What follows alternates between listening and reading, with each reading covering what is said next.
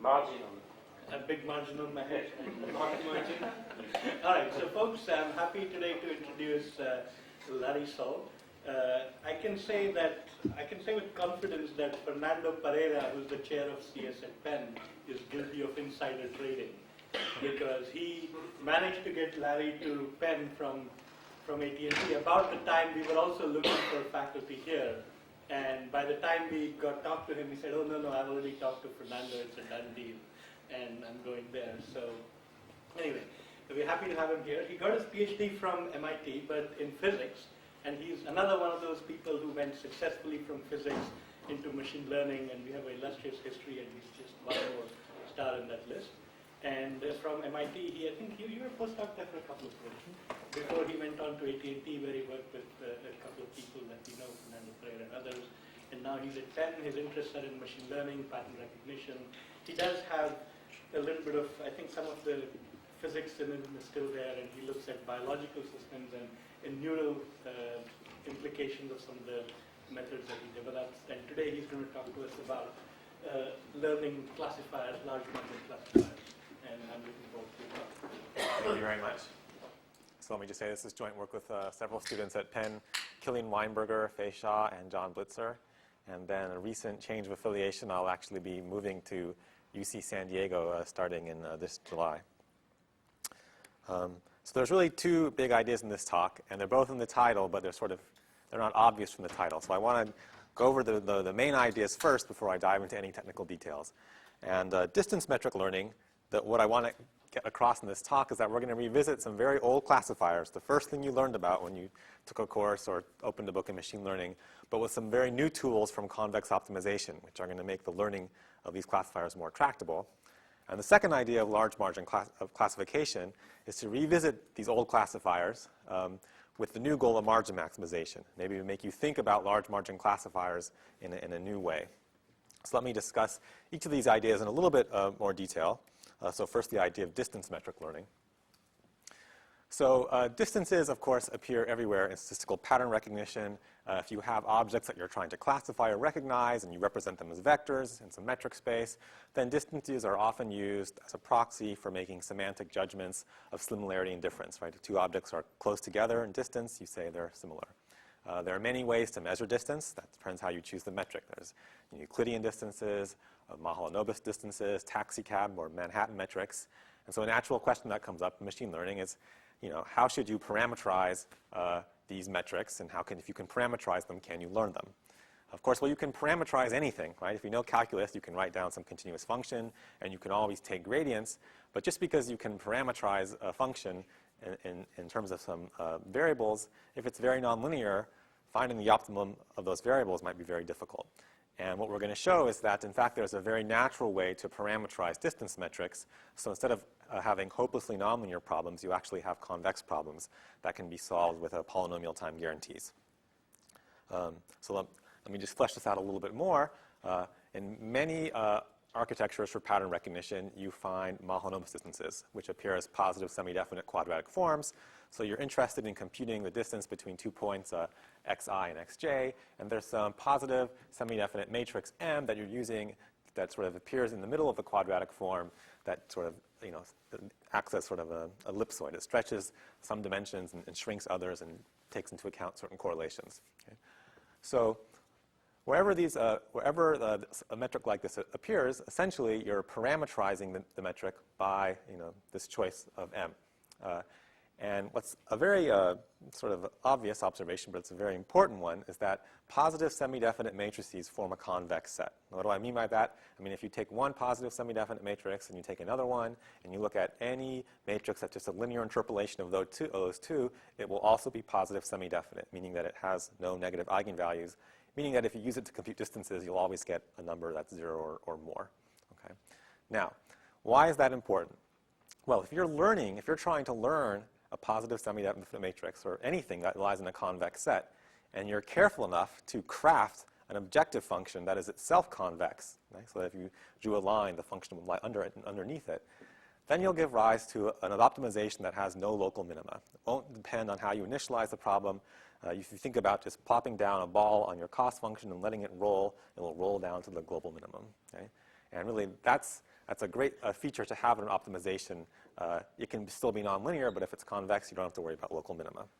Okay, so that's the first high-level observation I want to get across, is that learning distant metrics in the correct way gives rise to these more tractable types of optimization. And the second one is to expand the way you think about large margin classifiers. So we start off with a little quiz, right? So the idea of separating different classes by a large margin is used in what? We'll make it easy, multiple choice. K-nearest neighbor classification, Gaussian mixture models, hidden Markov models, support vector machines. Okay, so all of you know that, of course, right, the answer is all of the above. Hopefully some of you didn't know that. Hopefully that comes as something of a surprise. And so the purpose of this talk will be to sort of convince you of that. So as motivation, let me just start off by reviewing and introducing some notation for this standard problem of multi-way classification, review a little bit of support vector machines, these sort of prototypical large margin classifiers, and discuss why we need new things, and then talk about two new types of large margin classifiers, what I'll call large margin k-nearest neighbors, where we replace the hyperplane decision boundaries in support vector machines, or SVMs, by k-n classifiers. And then also large margin Gaussian mixture models, which we can think of, a nice way to think about these is basically a parametric alternative on large data sets for a large margin KNN classifier. Okay. And I'll give results sort of on handwritten digit recognition and also on phonetic recognition, so you can see how these things work.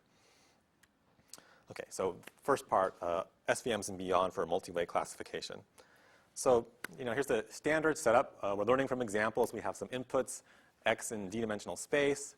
Each one has a label, one of C possible discrete values. We have a data set. Then the parameters in this problem, how many classes are there, how many examples are there n, what's the dimensionality d. So those are the things to keep in mind.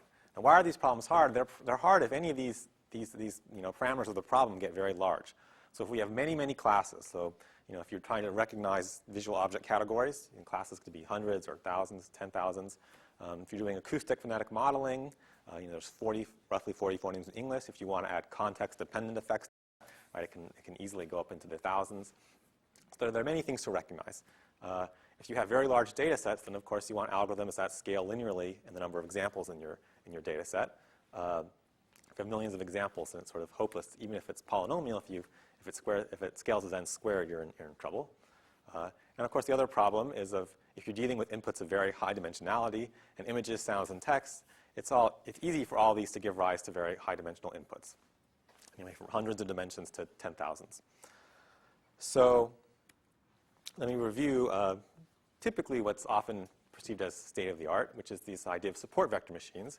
And they were originally conceived for problems in binary classification for just two classes. And they're based on this idea of computing the maximum margin hyperplane. So imagine I have two classes represented by the points in green and red. And the idea of a maximum margin hyperplane is just drawing a decision boundary, in this case a line, such that the closest examples to the line are as far away as possible. Okay? So this is the maximum margin. The closest distance is here. And this is the minimum margin because it sort of hugs the two examples. And there's sort of both intuitive and formal reasons why you should prefer this solution. It turns out you can prove interesting things about this solution generalizing better. Okay. Now, if you're in a high-dimensional space, that's not a line, but a hyperplane. But what do you do, of course, if your data is not linearly separable, but you need to find a decision boundary that somehow curves and twists around like that? Well, support vector machines were generalized to handle that case, and the way they do that is by this so-called kernel trick.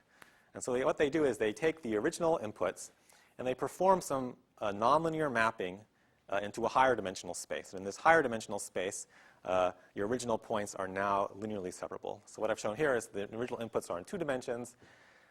You map them nonlinearly in some way to, in this case, a 3-dimensional space. And now you see the greens light one portion of the cube and the reds light the other corner. And there's actually a hyperplane that you can use to separate them. Okay? So that's the idea of, in 3 seconds or less, the idea behind support vector machines.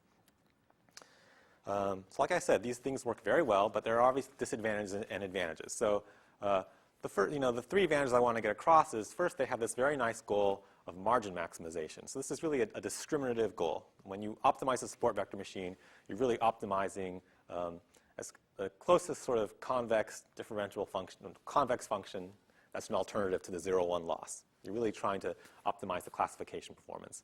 Another very nice feature of support vector machines is that the optimization is convex. There's no local minima. And also, the support vector machines handle very high dimensional inputs very well. And the reason for that is, just look at these examples. Pretend they were in some million-dimensional space. The only examples that really come into play for the solution are the ones that lie close to the decision boundary. These are the so-called support vectors. All these guys don't enter in at all. And by focusing on just the support vectors, it sort of gets around the curse of dimensionality. This idea of maximizing the margin once it breaks through that problem. What are the disadvantages of support vector machines? Well, I mean, obviously, this intuition is great for binary problems.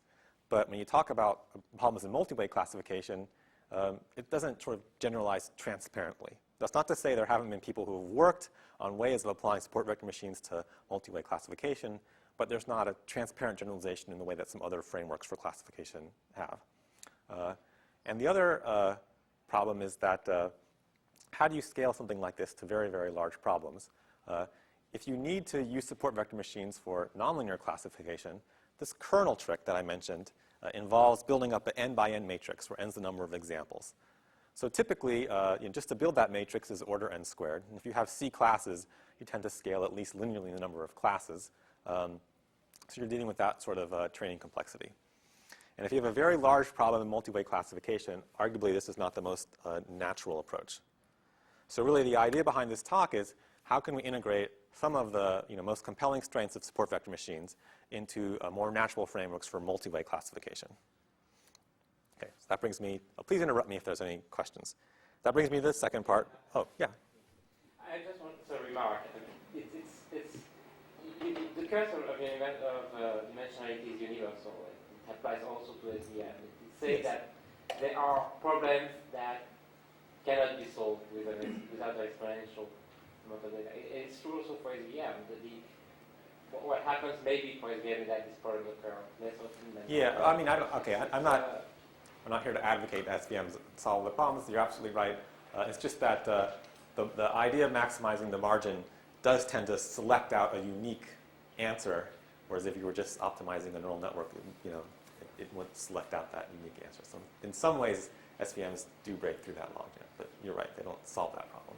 That's also really true if it is separable, right? If it's not separable, then you still have all the discrete role. Yes. Okay. You're getting into all these issues of SVMs that I don't necessarily want to get into, but you're right. If they're not only separable, you have to deal with trade-offs and loss penalties for violations and things like that. Some of those will come up later. Are there any other questions? Okay, so let's see if we can take some of these ideas and put them in a k-nearest neighbor classifier. Now, I know this is Speech and Language Processing Center. I know you guys have huge data sets. So before you tune out for this part of the talk, there are actually two very good reasons why you should understand how these ideas apply to k-nearest neighbor classifiers. First, that k-nearest neighbor classifiers are really closely related to Gaussian mixture models. You can really think about Gaussian mixture models as just a parametric counterpart of k-nearest neighbor, where instead of storing all the examples, you just store a select number of prototypes. So understand the KNN idea first. Trust me, it'll help you to understand Gaussian mixture models. The other reason is that what I'm going to talk about is in some ways closely related to linear discriminant analysis, which is a way of projecting data down into low-dimensional spaces or selecting out certain linear transformations so that you separate the classes. And I'm going to be talking about a similar idea for large nearest neighbors, but there's going to be one crucial difference which is very interesting and which I think might give this some interesting applications in automatic speech recognition. So I'll point that out when I get there. Right? So if you're interested in GMMs or linear discriminant analysis, those are reasons to focus carefully on this part of the talk. Okay, k-nearest neighbor class. What was that? I'll get to the difference. I haven't said it yet. I'm holding you in suspense. I know, it's cruel.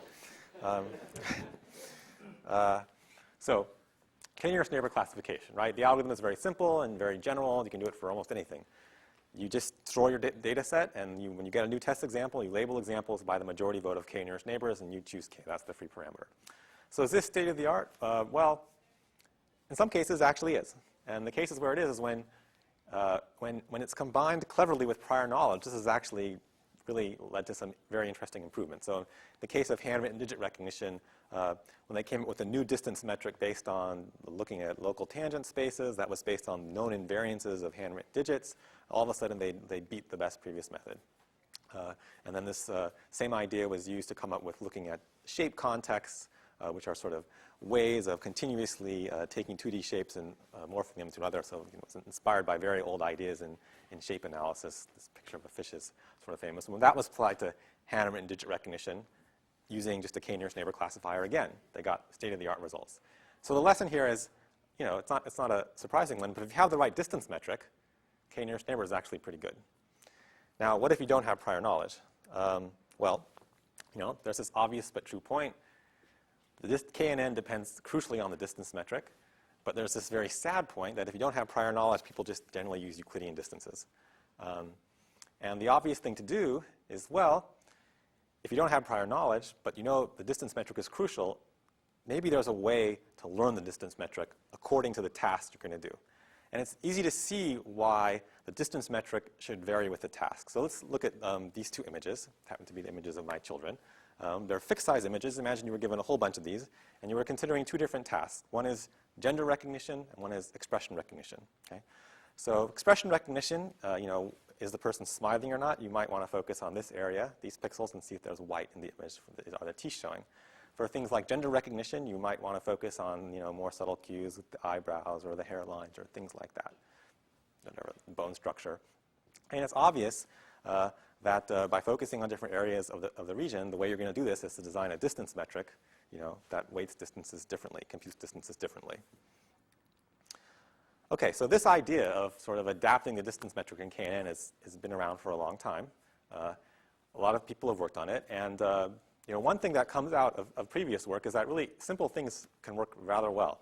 Even a global linear transformation, where you just take the data and before you compute Euclidean distances, you just apply some linear transformation L, can significantly improve the k-nearest neighbor performance. Okay? So that idea has been around for a while, but the question is always, how do you find that linear transformation? It's out there somewhere, but how do you actually find it?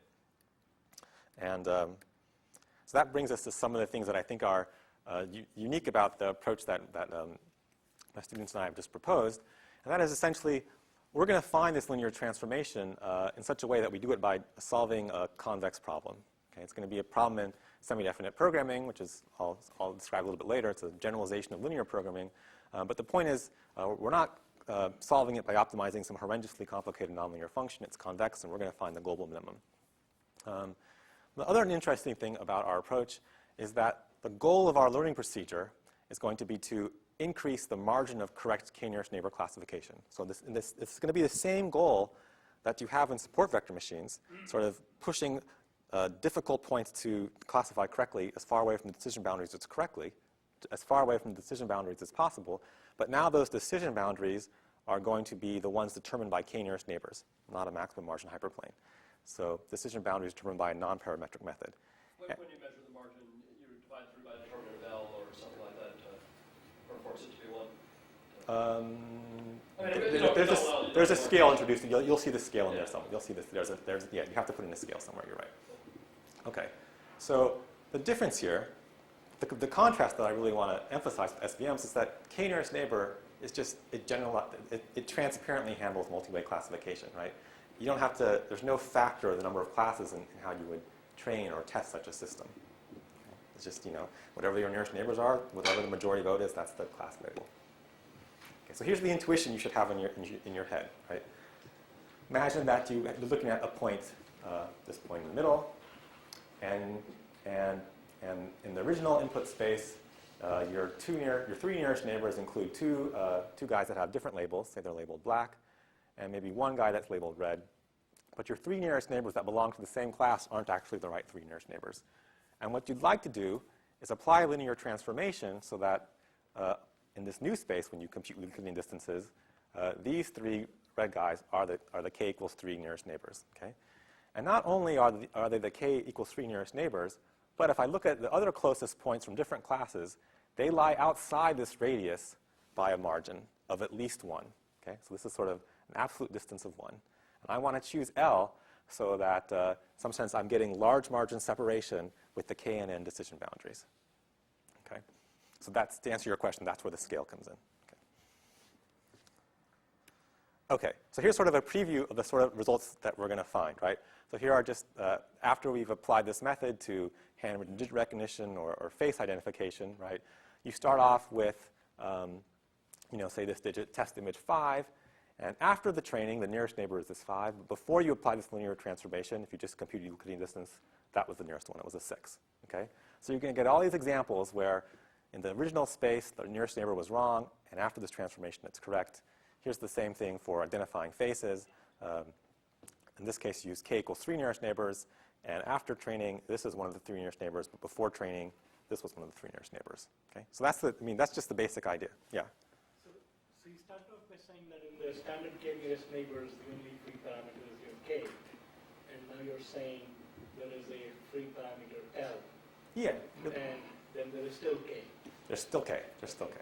And so L, because we're in this business now where we're saying we don't really know what the right metric is, so Right. we're going to introduce some. Absolutely. That's the idea. How do you learn L? Sorry, could you go back for a moment to the previous slide? Yeah. Thanks. So how do you define the desired k nearest neighbors? I'm going to get there. Yeah. I'll get there.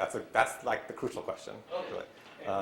And like the distance, the Euclidean distance after Lx is basically some x Yes, L yes. transpose. So you're not going to go after the L transpose L. You're actually going to look for an L. No, we're actually going to, getting ahead of me, but Okay. we're going to look for the L transpose L. But Okay. that's, okay.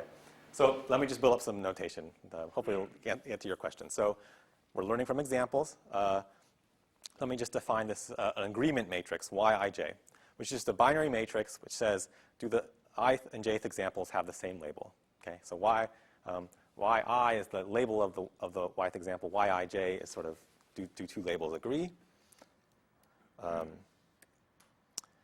Another bit of information that we need to solve this problem, right? For standard classification, you just say, what are the inputs, what are the labels? Here, the user has to input something more. For each input, he has to specify k target neighbors that share the same label. Okay, this is the case where prior knowledge comes in.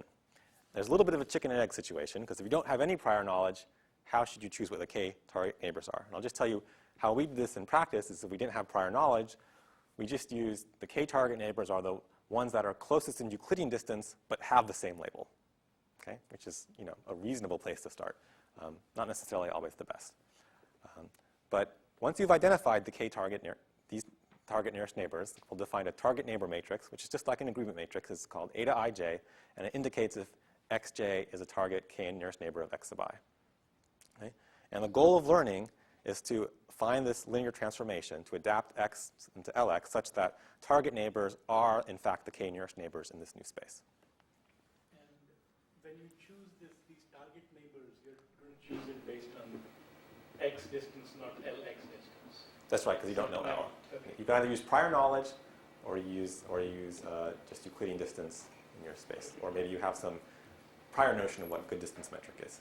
Is it implicitly, I guess you'll tell me, is it implicitly saying that L should be sort of a minimal change of interpoint distances? No, L can change the distances quite a bit between things in different classes. Yes. Should L exist? Should L exist? Yeah, I mean, would it always exist in all multi-class scenarios? Well, you can always choose L to be the identity, so I'm not sure. But then it won't be the target neighbor. Oh, can you always achieve the goal? Yeah. No. I'll get there. Yeah. You can't always achieve. on that. Yeah. Maybe to say. You guys just give the talk here. You're guessing the slides. Okay, so, right, so here's, no, I didn't mean that to stop questions. I just meant you really are anticipating things. So right, here's the goal, right?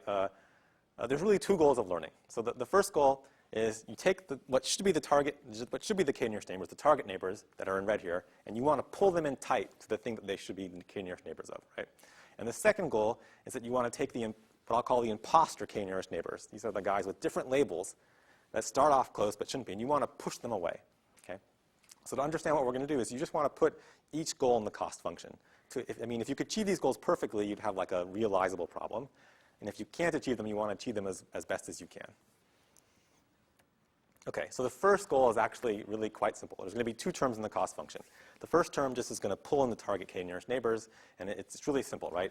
Once you've identified the k nearest neighbors, you just have a term in the cost function that penalizes large distances between any point and its target k-nearest neighbor. So you sum over all pairs of a point and its target nearest neighbors, and you try to shrink this distance. You penalize that distance after you've applied the linear transformation. Now, what this gives rise to is sort of forces on the problem to take all the k-nearest neighbors and shrink them to their center points. So here's where I want to point out the difference to linear discriminant analysis. Okay? Linear discriminant analysis basically says, for all pairs of points that belong to the same class, let me try to bring them close together. Okay? Here I'm saying something different. I don't care if non-k-nearest neighbors from the same class are very far apart. I'm just trying to pull in points that I've designated as target k-nearest neighbors. Okay? And that's a much more flexible goal. If you have classes that are highly, highly variable, it can be impossible to find a linear transformation that ever pulls all the points in the class together. And it can be so impossible that, in fact, trying to do that will lead to worse discrimination. Okay? But if you can, it might be much easier to just find a transformation that pulls target k-nearest neighbors close together. Okay. Goal number 2. This is the somewhat harder goal, so I'll spend more time on it. The second goal is to take these points that shouldn't be k-nearest neighbors and push them away, so repel the k-nearest neighbors. And here's the idea, is that we're going to define, here are the target neighbors, and we're going to define, look at the radius of each target nearest neighbor, and we're going to say that all these imposters, our goal is for them to lie outside the radius of the k-nearest neighbor by at least 1 unit margin. Okay? So let me finish this and I'll answer your question. And if they lie outside this radius by 1 or more units of distance, we're not going to pay a penalty. And if they lie inside this safety margin, we're going to pay a penalty that's basically equal to the distance squared. Okay.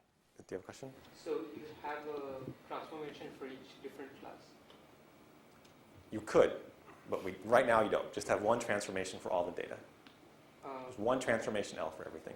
So what I don't understand is when you're sort of repelling the imposter k-nearest neighbors, they also belong to some class, right? And you might be repelling them, like the k-nearest neighbor. Yeah, these things compete, right? So you want to repel them from things of, yeah, there could be competition between these terms. Absolutely. So in your very first example, the 2 black dots, they might be each other's nearest neighbors, and by pushing them out, bringing the others in, you're That's right. There could be competition.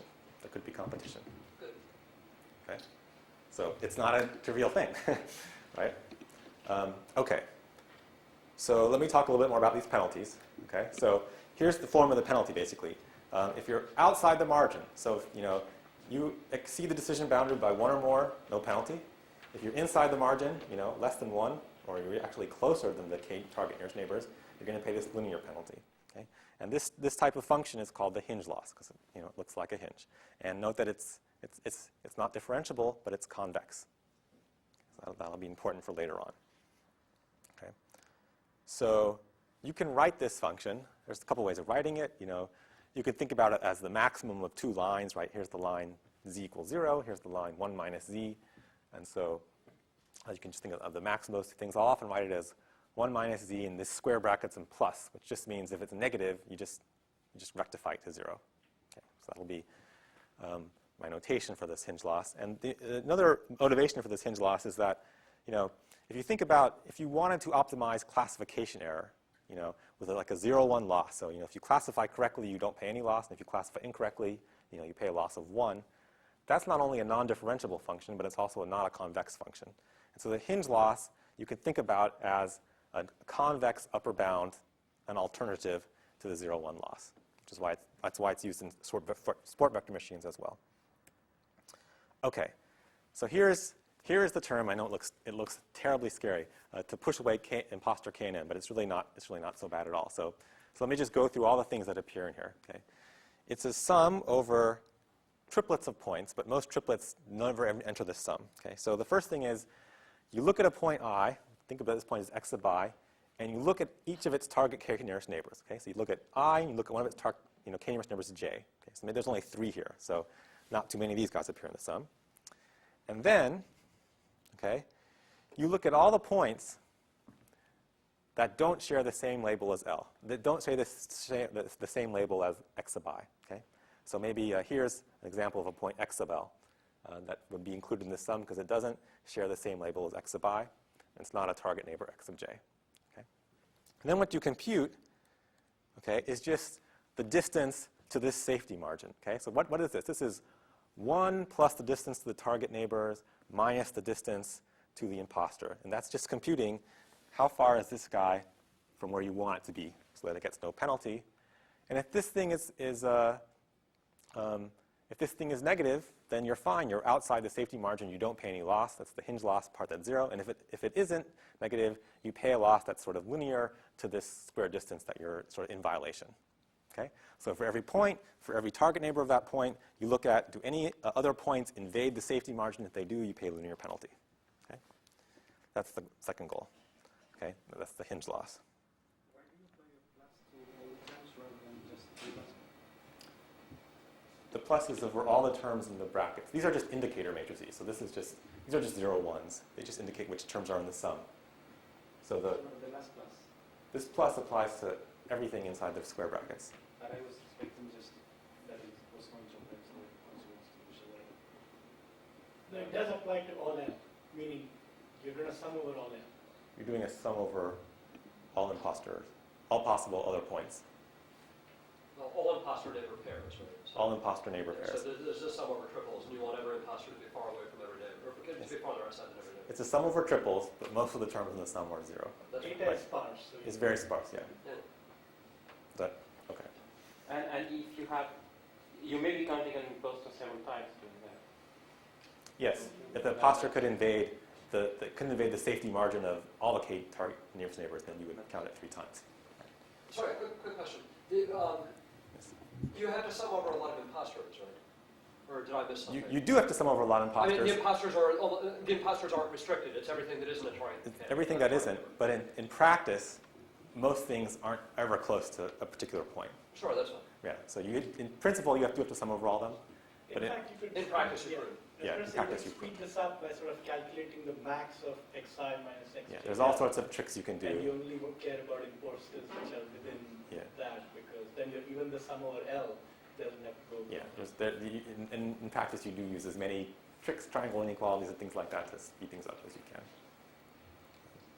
Okay, so that's the cost function, right? There's this term to pull in target k nearest neighbors. There's another term to push away the imposters, and you just balance these 2 terms, and there's some trade-off parameter mu, which is greater than 0, which you sort of set by cross-validation. And this is very much analogous to support vector machines, where you have 2 terms, one to regularize the weight vector of the decision hyperplane, and one to penalize margin violations. Okay? So it's very much the same setup, except replacing k and n decision boundaries for hyperplane boundaries in SVMs. So I hope that point came across. Okay, so now we're going to do a change of variables to make this problem easier to solve. And that is the cost function only depends on this linear transformation L through its squared matrix. So L transpose L, right? It only appears when you're computing distances. And if you define M equals L transpose L, then it only appears through M. So the idea is, let's learn M instead of L, okay? Because L is determined by M up to rotation. And we don't really care about sort of global rotations of our space. Now, why make this change of variables? Because if we make this change of variables, then the cost function and the optimization have some nice properties. So first of all the distances that appear are linear in M. And the hinge loss is piecewise linear in M. It's also convex in M. Okay? So essentially, the cost function is a sum and a max of linear terms, and our cost function is now convex. Okay? And our domain is again convex because M is a positive semi-definite matrix.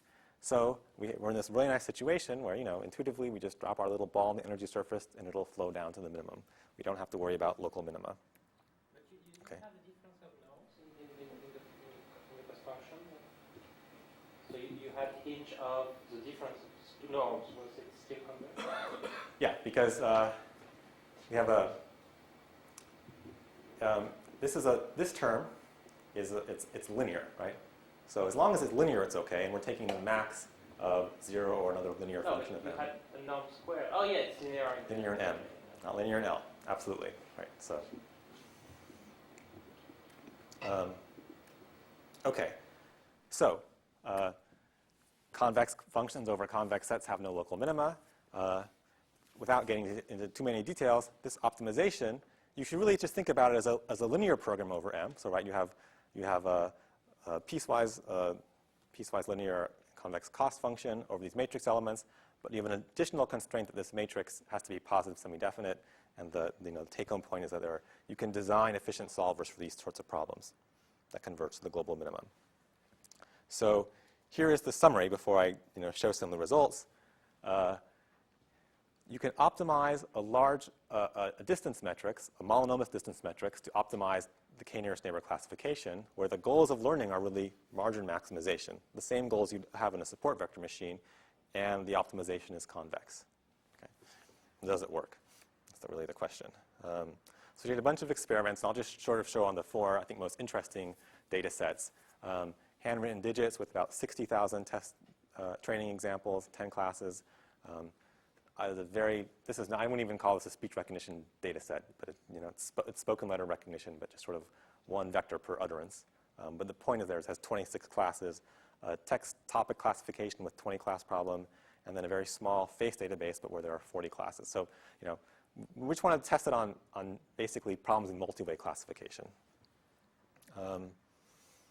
And let me just mention that there's actually two ways to test the system. So one is the obvious way, where you just take your ordinary k-nearest neighbor classifier, but you substitute your learned mononomous distance metric for Euclidean one.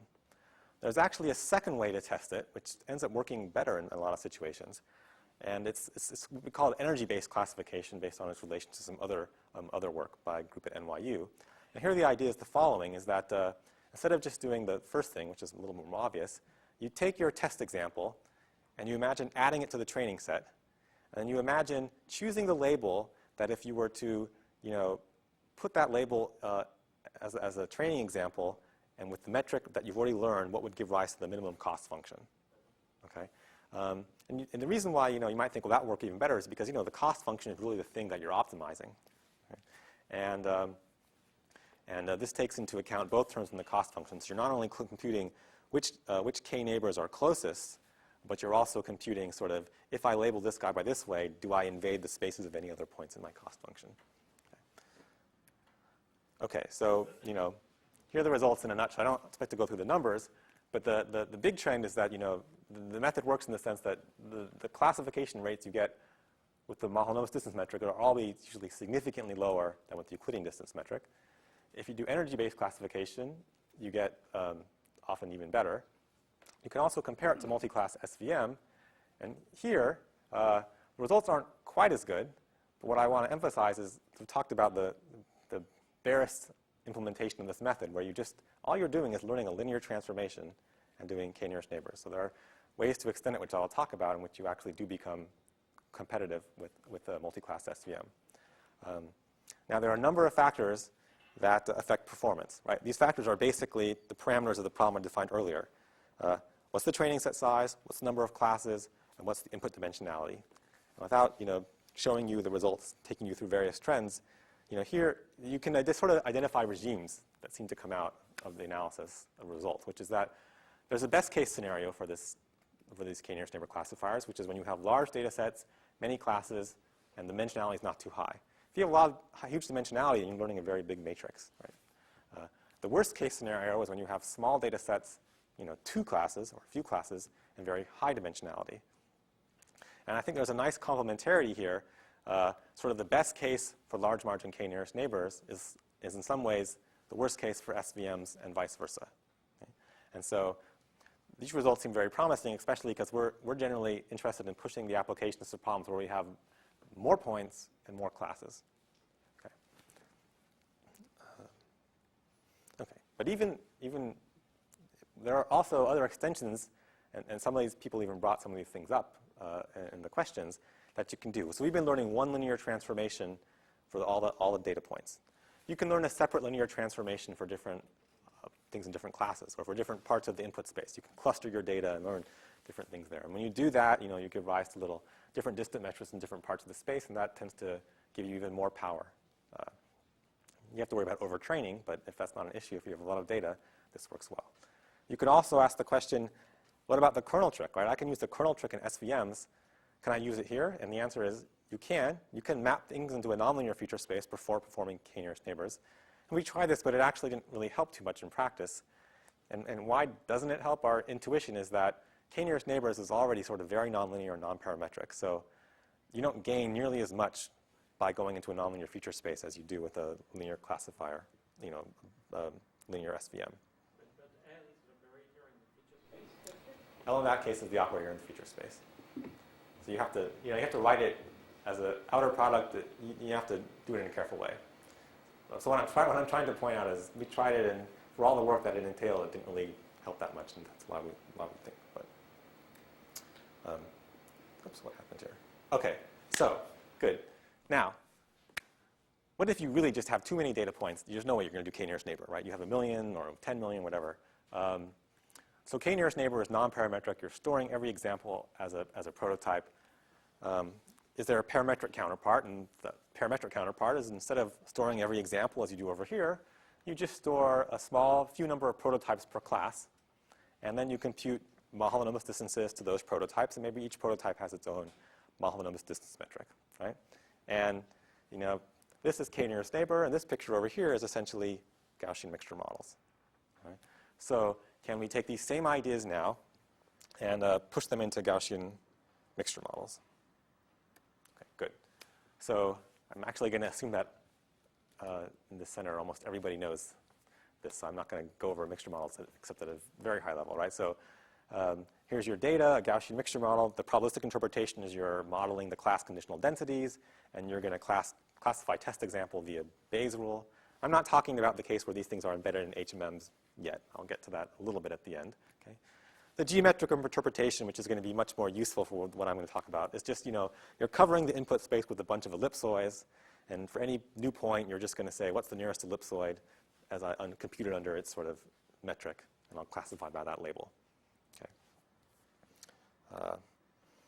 So how do you estimate these things? Well, if you're learning a probabilistic model, you want to think about this as a way of modeling density.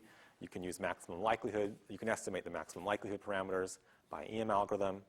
What we're more interested in here is, well, if we're really going to use these things for classification, how should we learn the Gaussian mixture models that are optimized for classification?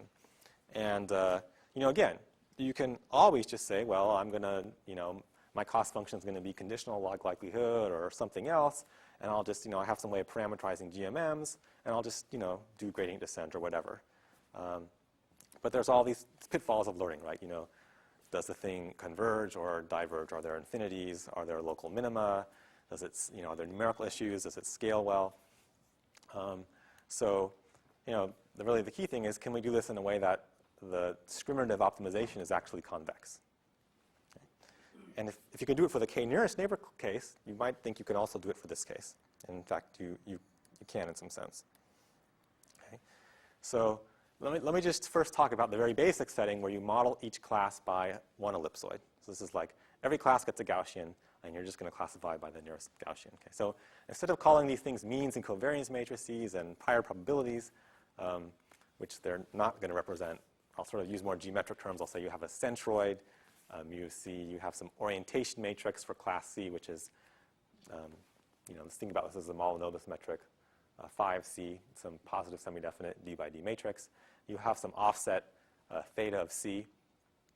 When you ask the classification question of, am I closer to the red ellipse or the yellow ellipse, here's the decision rule. You basically say, okay, you take my point X, I compute the distance to the centroid of class C weighted by this orientation matrix, and then I add a threshold parameter, which basically tells me are some classes more likely than others. Okay? And this is, of course, your Mahalanobis distance. Okay. Now, so there's really a group of parameters that we would like to learn. There's the orientation matrix, there's the centroid, and there's this threshold. It's actually not so useful to think in terms of those parameters. It's much more useful to reparameterize the problem. And the way to do that is to do two things. So the first thing is to collect the parameters that define every class ellipsoid into one larger matrix. This is going to be, if the original, what you call inverse covariance matrix was D by D, we're going to represent all the parameters in a D plus 1 by D plus 1 matrix, where the upper d by d block is just going to be that original inverse covariance matrix or orientation matrix. And the other terms, the centroid and the threshold, are going to appear in the other parts of this matrix. Okay?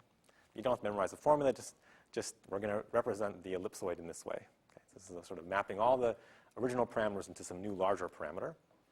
And we're also going to do something really trivial, which is that for each input, we'll just define some extended input, which is just the input and then a 1 attached to it. Okay? So you're expanding the quadratic count. Yeah, exactly. Okay?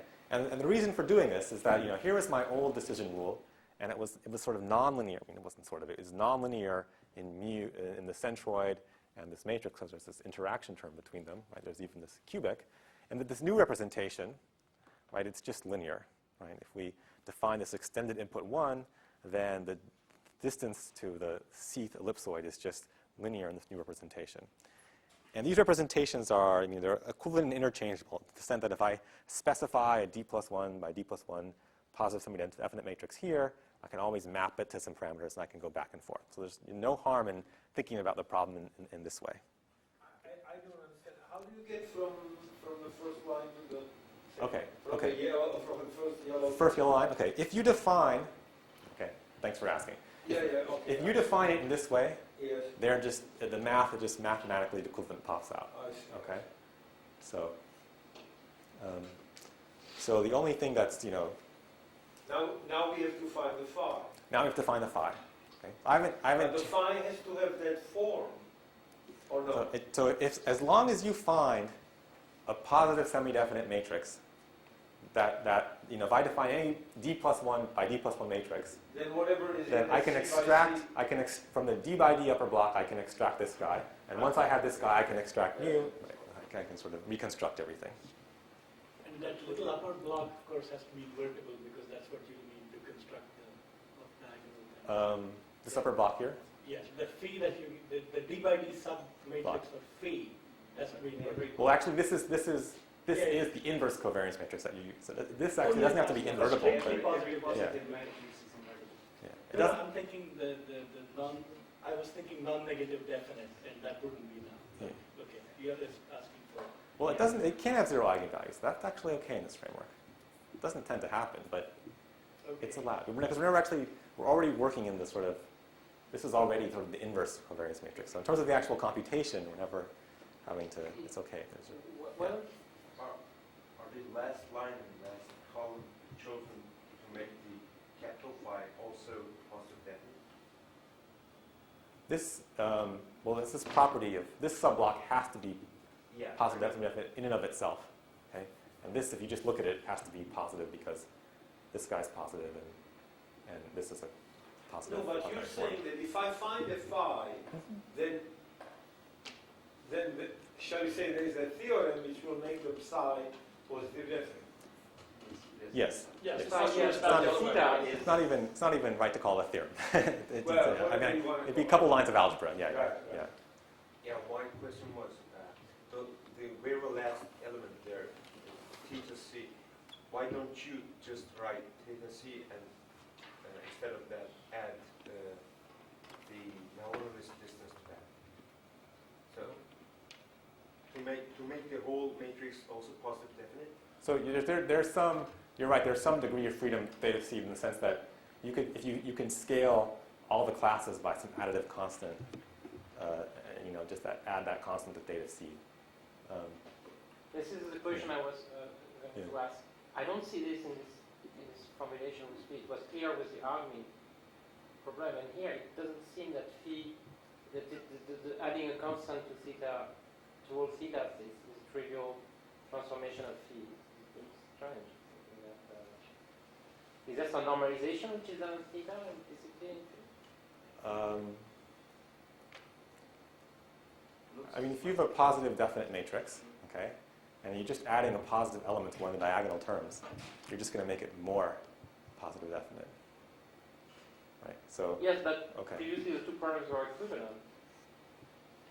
And so Maybe we the should take this problem- off. Maybe we should take this. Maybe we should discuss this on it, because I'm not sure how much further I can go. And I don't want to get too dragged down here. So let's just assume that this is the case for now, if you're not comfortable with it.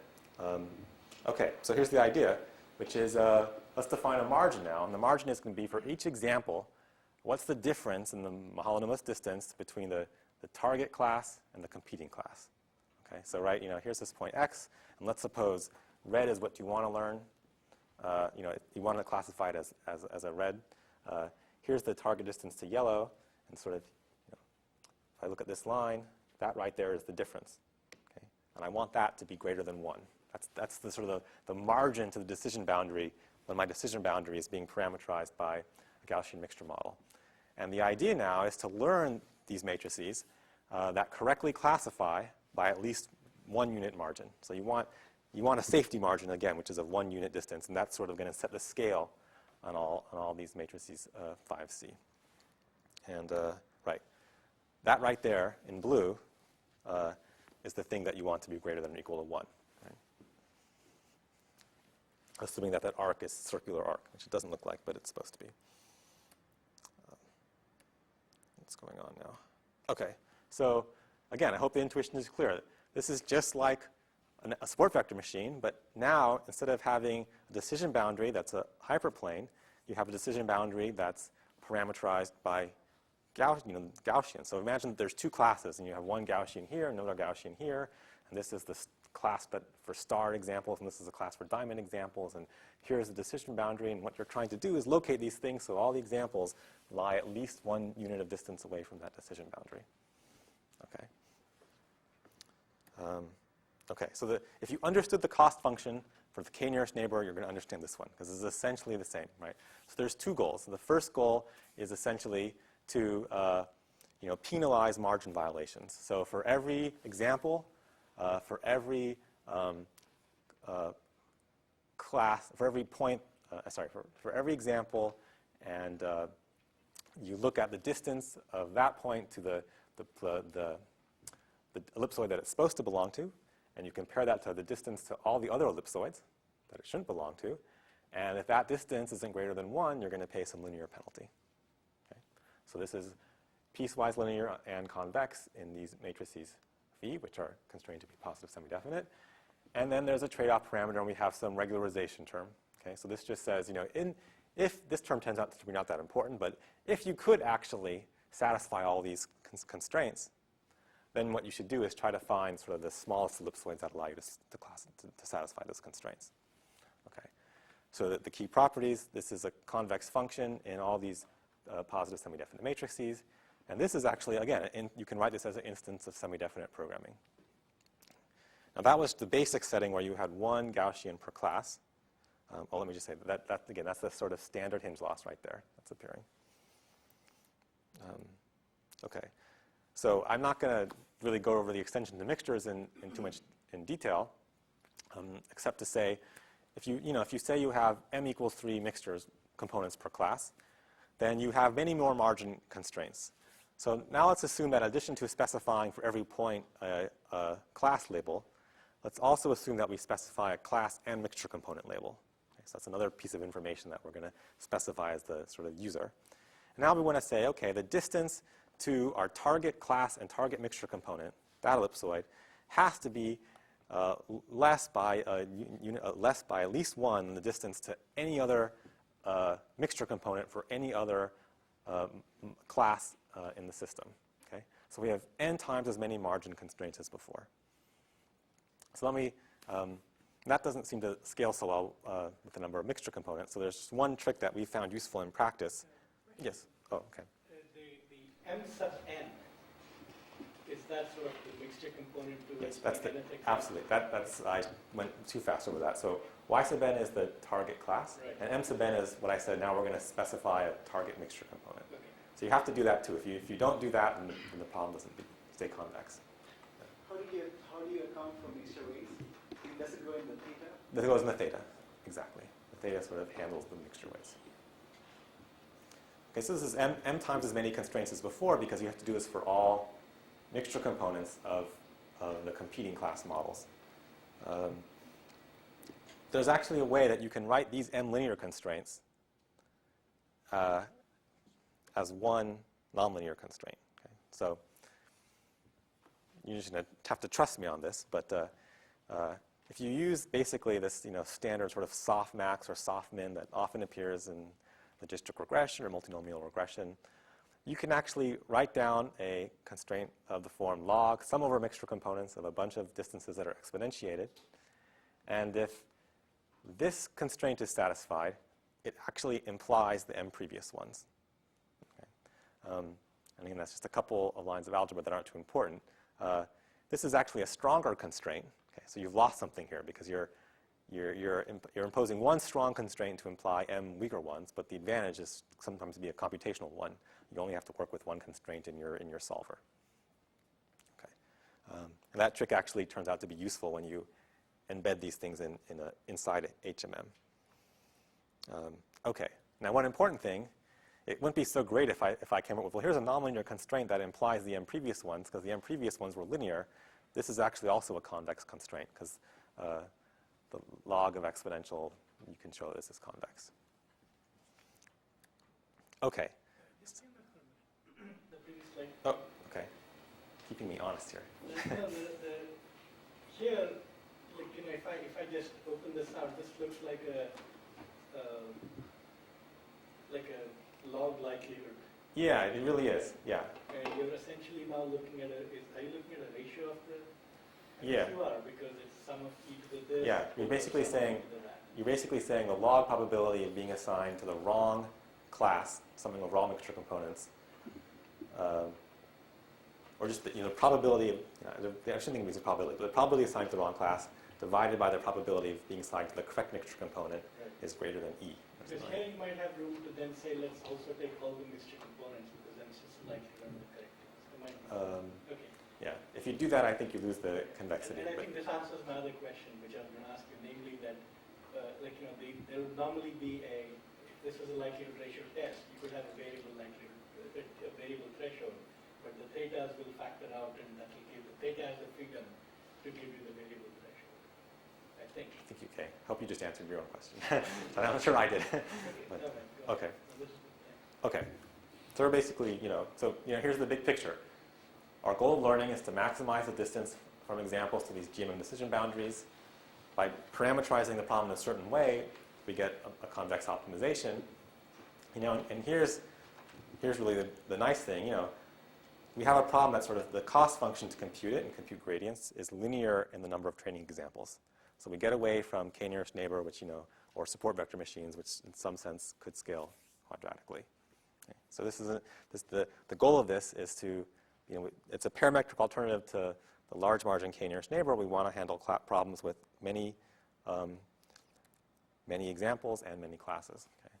So here's a sort of small classification problem, which is these handwritten digits with training of a training test of 60,000, and with 1 to 8 mixture components per class. This is like minutes to train. So it's fairly fast, and what you can look at is, if you can compare a baseline Gaussian mixture model trained by EM with one trained by this large margin criteria, and you can see the error rates sort of always go down as you increase the number of mixture components. This is on the test set, so you get some overtraining. But basically, these error rates in 1.2% are really comparable to the best SVMs on this problem. Okay. Why does it get worse if you because you're always overtraining? Yeah, that's what we think. We think so it doesn't deserve 8 mixture components. It doesn't, right? Yeah. The regularization here is not very careful. We just have one parameter that weights the size of the ellipsoid. So I think that we think that's standard overtraining. So of course, hopefully these are the results that get people a little more interested. So we wanted to use this inside hidden Markov models. So we took the Timmett speech corpus, which has about 4,000 utterances. If you look at just number of frames, there's about a little over 1.2 million frames. We use standard front end, and we're trying to map each frame into one of 39 different phones. And we are using large margin Gaussian mixture models here inside 48 state HMMs. Some of these states map down to the same phone. We are trying to follow the same procedure that other people have used on this database, and we use 1 to 8 mixture components per state. So these states are not even left to right models with 3 hidden states per each phone. There's just one state for each of these sort of 48 48 states. There's no left to right, and the number of mixture components in each Gaussian mixture model is 1 to 8 per state. So, error rate's defined in the typical way, and again, this is comparing to a baseline model where the things are trained by maximum likelihood estimation, and we find rather significant improvements in the phonetic error rate, which is the number of insertions, deletions, and substitutions. Basically, for context-dependent, independent HMMs on this data set, of the papers we've seen, we think we have, equivalent to the best or the best results. I mean, we're in a regime now where everyone's sort of a little bit better than 28, but the differences aren't too significant. And what we've observed, which is what other people have seen, is that when you do discriminative training, the context-independent models actually do almost as well or even better than the context-dependent models that are trained by maximum likelihood estimation. So you really get a huge win. Now, that's not so surprising for people who have done discriminative training in speech recognition, but I think the nice thing here is, again, we have this convex optimization, which if you want to scale things larger, it's always good to know you don't have to deal with a local minima. Now, there's some things I haven't talked about here that are actually very important for speech. Not so important for handwritten digits, but we all know speech is a much harder problem than all the toy problems people work on in machine learning. So the one very important problem that I haven't talked about is outlier handling. If you look at the frames that belong to one phoneme in speech, it's not a simple distribution. There are tons of things that, because they're on the boundaries of the phone, they lie way outside, far away from anything that you would consider as a prototype. And it turns out that the standard hinge loss function, if you think about it, if something lies very far away, the amount of penalty it pays is linear in that amount. Okay? So what that means is that one very, very poorly classified example can take, you can reduce the cost function more by classifying that correctly than by classifying, many, many more just barely misclassified examples, because those barely misclassified ones aren't going to decrease the cost function much. So you have to sort of be a little careful, and if you detect outliers first and reweight the hinge loss functions, you can improve things tremendously. And in speech, there turned out to be a lot of outliers. That turned out to be somewhat important. And the other thing I haven't talked about is that if you want to train these models inside HMM, the best way to do it is not the way I've said so far, but actually to sort of use a forward-backward algorithm along with that. Okay? So then the margin is not really the margin of just frame-by-frame classification, but the margin of actually the HMM, the classification decision boundary, where GMMs are inside of it. So to be honest, these extensions, although I'm glossing over them, in practice they're very important, but conceptually they're actually not that difficult. And the idea of using margin maximization inside HMMs is something that's been worked out by other people in the machine learning community. So that's not something that was our contribution. Our contribution was really doing it for Gaussian mixture models. They've been looking at problems where the outputs were discrete. Okay, so I can wrap this up pretty quickly. What can we say? KNN, Gaussian mixture models, these are really among the most natural models for multi-way classification. I hope you don't think of large margin as just something just for support vector machines anymore. And distance metric learning, right? If you're really learning how to compute distances, choose parameterizations over the space of PSD matrices if you can, because that'll give rise to optimizations with nicer properties. There are many places that we need to do more work. We need to integrate these ideas with ideas for dimensionality reduction, because learning distance metrics is much easier in fewer dimensions, right? And for these speech applications where we have 39 dimensions, that's really no problem, but we might want to have the freedom to do it with hundreds, multi-frames, or in vision where you have many more dimensions. So we need some sort of progress on that front. We'd like to apply it to problems in vision, speech, and music, where really multi-way classification, there's just lots of classes, right? So faces of lots of different people, or lots of object categories, or places, or not just context-dependent phones, but triphones, or speaker recognition where you have lots of speakers, or musical instruments where you have lots of musical instruments. And then the other thing, which I've sort of, again, I haven't talked about much, but also how do you design solvers that really are optimized for these problems? Because as you said, there's lots of sparseness issues that you can exploit, and And so you need more work with the general purpose solvers in convex optimization, have polynomial time guarantees, but we've been able to do much better, not surprisingly, by tuning things to our problems. So those are sort of the areas that we're continuing to work on. Actually, that's it. There's some paper. Some of this has been written. A lot of it's been written up. So if you want more details, I encourage you to go to those papers of my students. Okay, thank you.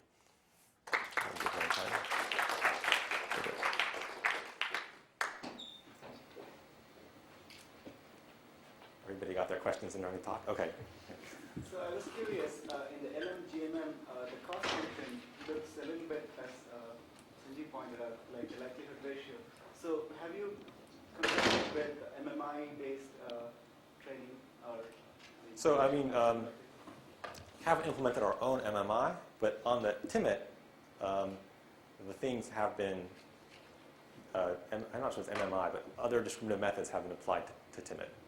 And I think the best discriminative method is this recent work by the guys at Microsoft on conditional random fields, which is very similar to some people might say it's the same as MMI. It's essentially a conditional log likelihood that they're optimizing.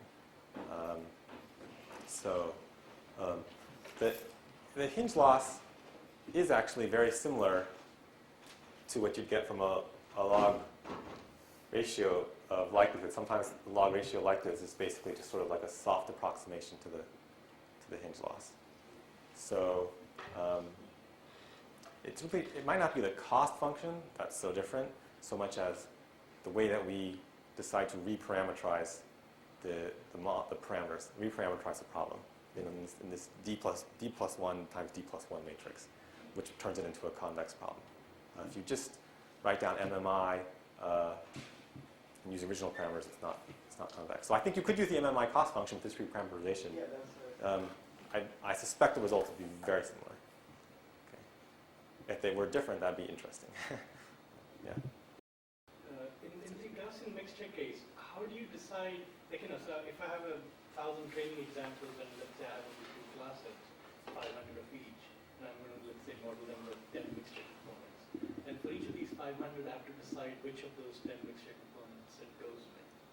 The target mixture component, yeah. yes. So do you just do some sort of k-means clustering of those guys? So we just did basically. Because that's fixed in your optimization, right? So these guys. Yeah. So what we did was in all cases, we trained our baseline model using EM. And then for every point, we just looked at which mixture component in the baseline model classified it correctly. And you could even iterate this procedure, yes, right? I was going to ask you that. We haven't done that. Good. Yeah. Yeah, okay. Well, so I have a number of questions, all of which I think could be, we can go back to the large margin KNN case. One is that there are a number of things that people have done with SVMs, and so naturally I'm wondering whether all these things can be done here. The most obvious is, there are proofs with SVMs of generalization to test data. There's also stuff like transductive SVMs, and there's probably several other things that I've already forgotten to ask about. And I'm wondering whether you've managed to, or would like to, or think we haven't managed to. Push all this stuff over. We haven't managed to. I think that.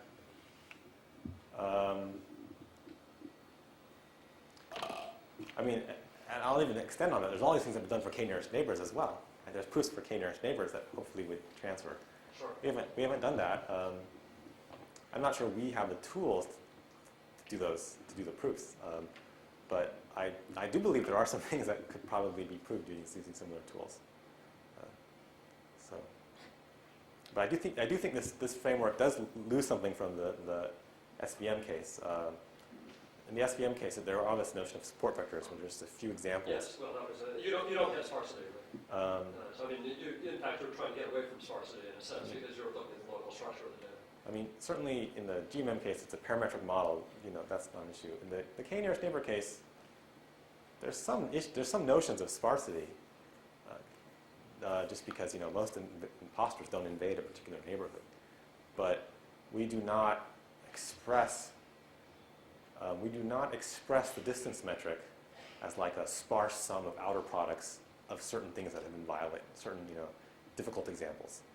And I think that's where a lot of the proofs for SVMs get their where they get their muscle, and we don't have that. So I don't know that we could sort of transparently move over the proofs. I see. Right. Yeah. When you're, I guess the other major line of questions that I had, was, I mean, this is very tough for broken time, was how much it matters how you choose your target KNN, and whether it might help to do something where you iteratively adjust your set of target KNN. So the answer to that is it matters. And in fact, what we found it's kind of almost hit or miss. Like, so here's an instructive case where I had one student who knows about speech and one student who doesn't know anything about speech. Okay? So the student who doesn't know anything about speech, he got a speech data set that my student in speech had pre-processed for him, and the student in speech had taken all the 39 features and then whitened them using PCA, so they're all the same variance, whatever. And then the guy applied the large margin, killing the large margin k-nearest neighbor for it, and just got terrible results. I mean, the training didn't help it at all. And the reason was, he had taken the original speech feature vector, which has Kepstrom, and the delta Kepstrom with smaller components, and the delta is even smaller, and presumably the Kepstrom matter the most. But then he had whitened it all, so all the things had now equal variance, and Euclidean k-nearest neighbors, which was using to assign the targets, were just totally meaningless.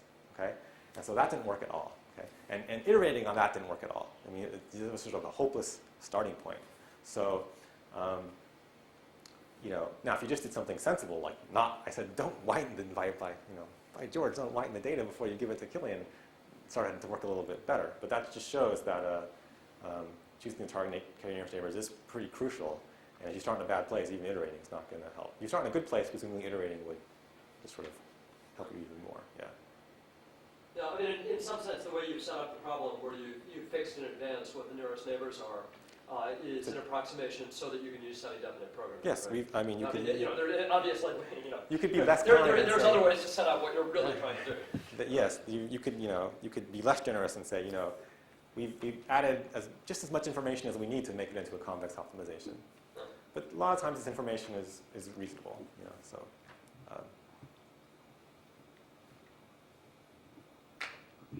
Yeah. Could you go back to the slide where you had the cost function for this k-nearest neighbor thing? I think you're. With k-nearest neighbor, okay. The epsilon plus and